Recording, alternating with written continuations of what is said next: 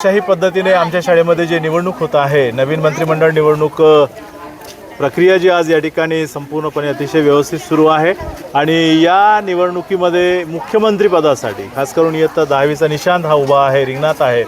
तर मागील 3-4 दिवसापासून त्याने कशा पद्धतीने मतदारांपर्यंत पोहोचण्याचा प्रयत्न केलेला आहे, त्याचे विजन काय आहे, तो शाळेसाठी काय करणार आहे याविषयी आपण त्याच्याकडनं जाणून घेऊया. निशांत, तुझं स्वागत. तू मागील 4-5 दिवसापासून या प्रक्रियेमध्ये आहेस. लोकशाही पद्धतीने जे निवडणूक होत आहे, तर कशा पद्धतीने तू सुरुवात केलेली आहे या पदासाठी उभं राहताना? मुलांपर्यंत कशा पद्धतीने पोहोचलेला आहे, काय काय केलं आहेस तू? विद्यार्थ्यांकडे काय काय मत मागण्यासाठी सांगितलेलं आहे? पहिले माझी इच्छा नव्हती, पण नंतर नमस्कार म्हणते. नमस्कार, माझे नाव निशांत. पहिले तर माझी इच्छा नव्हती मुख्यमंत्री बनावं म्हणून. नंतर मला वाटलं शाळेसाठी काही ना काहीतरी करावं वेगळं, म्हणून मी थोडा प्रयत्न केला मुख्यमंत्री बनायचा. युवराजला सांगितलं माझं नाव मुख्यमंत्री या पदासाठी दे म्हणून, मग त्याने दिलं. नंतर माझ्या विरुद्ध अपोजिटवाला डिंपल होती पहिलं तर, पण तिनं आपलं हे चेंज केलं. नंतर स्वीटी झाली. चला, या ठिकाणी मतदान करणारे आमचे मतदार या ठिकाणी बसलेले आहेत. काहींच्या चेहऱ्यावर हास्य आहे, काही विचार करत आहेत आणि खुशीतही आहेत बरेच जण. तर यांना विचारूया आपण हे मतदान कशा पद्धतीने केलेलं आहे, कसं वाटलं याची प्रक्रिया. गुंजन, तू मतदान केली का? हो. कुणाला मतदान केलं? जे मला चांगले याचे योग्य मंत्री वाटले मी त्यांना मतदान केले. कशी वाटली याची प्रक्रिया? खूप छान. काय शिकले तू आजच्या याच्यामधून? की आपण पुढे जाऊन आपण मोठं झाल्यावर की दुसऱ्यांना मतदान करायचं राहिलं तर आपण ते करू शकतो. छान छान छान, व्हेरी गुड. आदिती, तू मतदान केलेली आहे? हो. कुणाला मतदान केली? मुलींना. मुलींना केली आहे? हो. कशी उमेदवार निवडली तू? योग्य. हो का? कशी वाटली प्रक्रिया आजची तुला? खूप छान. कशा पद्धतीने प्रचार झाला होता? तुझ्यापर्यंत कोणी उमेदवार आले होते का? हो. कोण आले होते? स्वीटी, संबोधी, हां टिम्पल. हां. काय सांगितलं तिने तुला? की मला मतदान द्यायचं. मग तू विचारली काही त्यांना? नाही. नाही विचारली. मग मतदान करायचं ठरवलं? हो. छान, व्हेरी गुड. तने तू मतदान केली? कुणाला गेली मतदान? योग्य उमेदवार. हां, कसं वाटलं? दाखव मतदान केलेलं चिन्ह दाखव. तू मतदान केलेलं आहे? गौरी, तू मतदान केली? दाखव तुझं चिन्ह. तू मतदार बनली आहे याचा अर्थ. किती वर्षानंतर मतदानाचा अधिकार प्राप्त होतो? 18. मग तुम्ही शाळेत आज मतदान केलेलं आहे, भविष्यात तुम्ही मतदार होणार आहात जागरूक. कशा पद्धतीने उमेदवार निवडायचं मग? जे योग्य त्या पदासाठी योग्य असते त्यांनाच आपल्याला निवडायचं असते. मला शब्द साठले. अक्षरा, तू मतदान केली का? हां. कशी निवडली उमेदवार? योग्य उमेदवार. मला जे तुला पहिल्यापासूनच असं आहे का? मला विचारायला सगळेच आले मला वोट द्या, मला वोट द्यायचं. काही मुलं मुली सगळेच आले माझ्याकडे. मला जे योग्य उमेदवार वाटले मी त्यांना. पूर्वी आमच्या 8व्या वर्गातली उमेदवार आहे, ॲक्च्युली रिंगणामध्ये आहे ती. इकडे पूर्वी कोणत्या पदासाठी तू उभी आहेस? पर्यावरण मिनिस्टर म्हणून या ठिकाणी एक पुढच्या दृष्टीने ती उमेदवारी दाखल केलेली आहे. प्रचार केली तू? हो.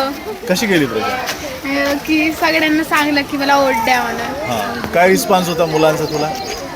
काय मुली हो म्हणत होत्या आणि मुलं तू जर मला देशील तर मी तुला देतो असे म्हणत होते. Right right. कसं वाटलं आजची निवडणूक प्रक्रिया? खूप मजा आली. मजा छान आली? वाटलं. समजा तू निवडून आलीस तर काय करशील? मी सगळ्यांना सांगेल की झाडाची संरक्षण करा, पर्यावरण वाचवा म्हणून. वा, छान छान.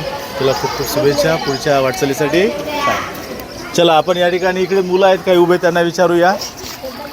इयत्ता 10वीतला आमचा हा युवराज उमेदवारी त्यांनी अर्ज दाखल केलेला आहे. कुठल्या पदासाठी उभा आहे युवराज तू? मी उपमुख्यमंत्रीसाठी उभा. उपमुख्यमंत्री पदासाठी. तुला प्रतिस्पर्धी कोण आहे? मला प्रतिस्पर्धी डिंपल आहे. तुझ्याच वर्गातली आहे? हो. कशी आहे फाईट? फाईट तर टफ आहे. हां. मग कसं प्रचार केला तू? इकडे मुली, इकडं मुलं. तू मुलाचा प्रतिनिधी म्हणून या ठिकाणी रिंगणात उतरला आहे, ते मुलीचे प्रतिनिधी म्हणून उतरलेला आहेस. तुझा प्रचार कसा होता मागील 2-3 दिवस? माझा प्रचार मी सगळ्यात पहिलं जे त्या मुलीच्या विरोधात मुली आहे त्यांच्याकडून बाकीच्या मुली त्यांचा सपोर्ट घेऊन बाकीच्या मुलींना सांगितलं. आणि मुलं तर पहिलंच म्हणत होते की बा देतो तुला म्हणून मतदान. तुला काय वाटतं एकंदरीत एवढ्या मुलींमधून तुला विजयाची खात्री आहे का?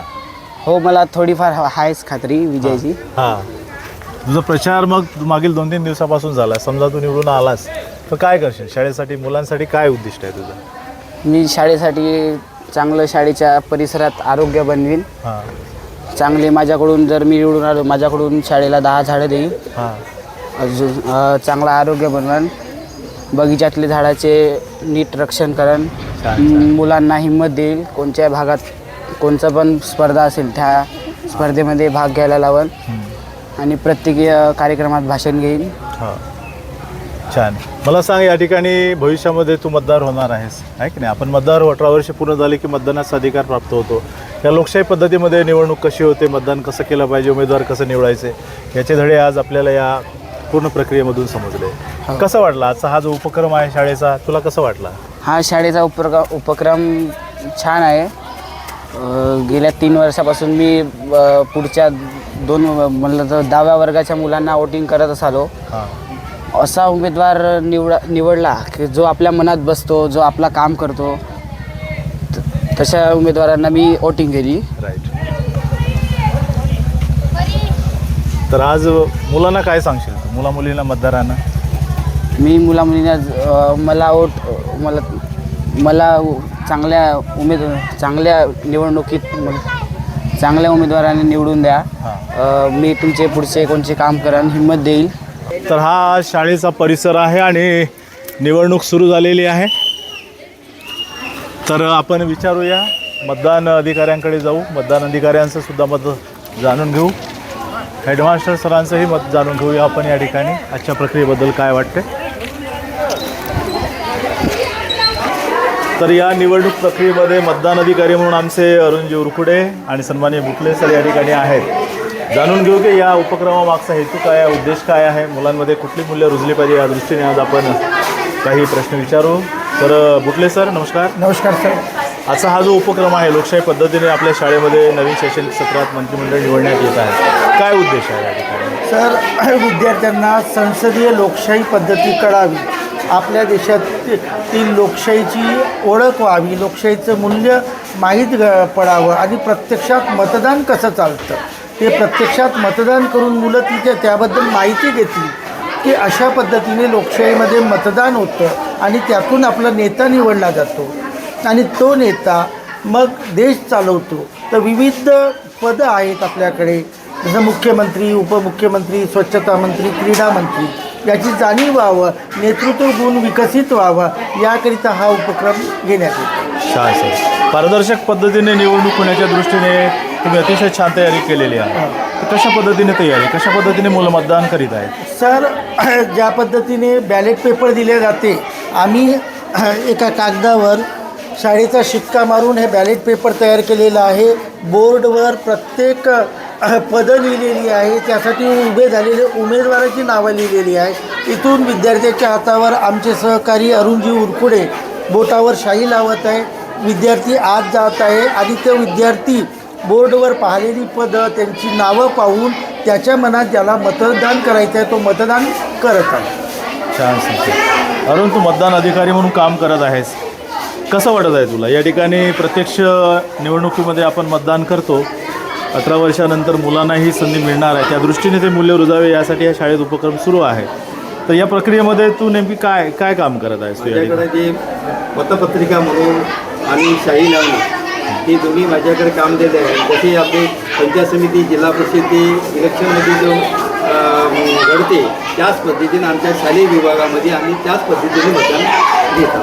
मुलांचा प्रतिसाद कसा आहे? कशा पद्धतीने मुलं तुला रिॲक्ट करतात? आमच्या मुलाचा प्रतिसाद खूप व्यवस्थित आहे, पण ते मुलं आणि 2 असल्यामुळे एकमेकावर तो थोडंसं वातावरणामध्ये थोडंसंही वाटते, पण ते आमच्या सुरळीत चालू आहे.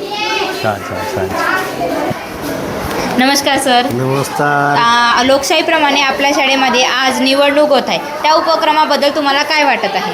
लोकशाही पद्धतीने जर निवडणूक झाली तर विद्यार्थ्यांमध्ये लोकशाहीचे मूल्य रुजतील आणि विद्यार्थ्यांना मतदान कसं करायचं, कारण विद्यार्थ्याचं वय अजून नागरिक म्हणून 18 वर्ष पूर्ण व्हायचं आहे. त्याच्यामुळे लोकशाहीचे मूल्य हे लहानपणापासून त्यांना रुजावीत यासाठी आपण महाराष्ट्र शासनाच्या वतीने दरवर्षी शाळेमध्ये आपण मतदान पद्धतीने निवडणूक घेत असतो आणि शालेय मंत्रिमंडळ निवडून आणत असतो.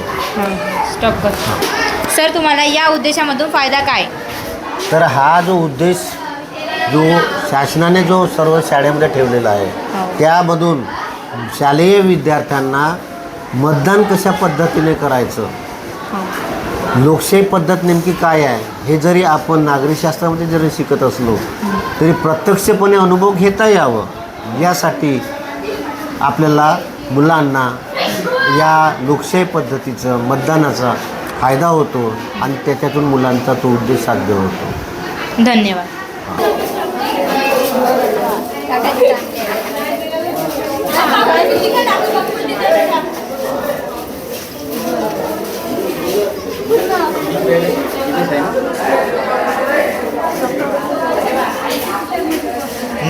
थांबवा आता. येस. हां, आता अभिजित दादाशी घेऊन टाका. तर आज आपल्या शाळेमध्ये वोटिंग होत आहे, तर तुमचं मत काय आहे? आज आपल्या शाळेमध्ये लोकशाही पद्धतीने जी वोटिंग होत आहे ते अतिशय लोकशाहीसाठी चांगलं आणि विद्यार्थ्यांना याबद्दल माहिती भेटणार यासाठी चांगलं आहे.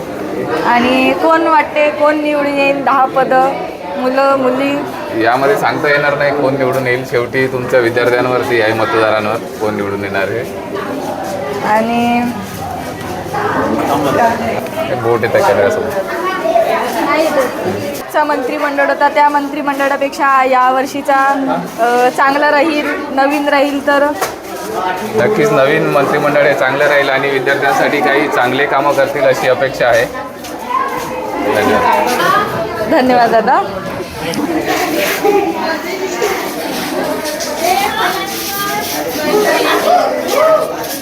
या मतदान प्रक्रियेमध्ये नूतन तू भाग घेतली का?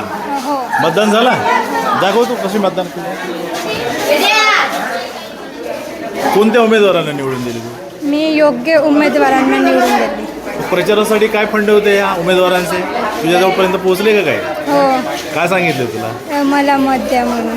असं का? मग काय निवड केलीस तू? निवड करताना काय डोक्यात विचार होता? कोणाला निवडून द्यायचं? योग्य जे मंत्री ज्या पदाच्या योग्य आहे त्यांना निवडून दिले. तुला काय वाटतं निकाल कोणाच्या बाजूने, मुलांच्या बाजूने की मुलींच्या बाजूने? आता माहीत नाही. पण कौल कसा दिसताय? टफ आहे. हो. ओके, छान. चला, नमस्कार मित्रांनो. मी डॉक्टर किशोर टेंभुर्णे, मुख्याध्यापक शिवाजी हायस्कूल गोवरी. आज आमच्या शाळेमध्ये मंत्रिमंडळाची निवडणूक होत आहे. या मंत्रिमंडळाच्या निवडणुकीमध्ये सर्व विद्यार्थी अतिशय उत्साहाने आणि हिरिरीने भाग घेत आहेत. त्यामुळे त्यांना लोकशाही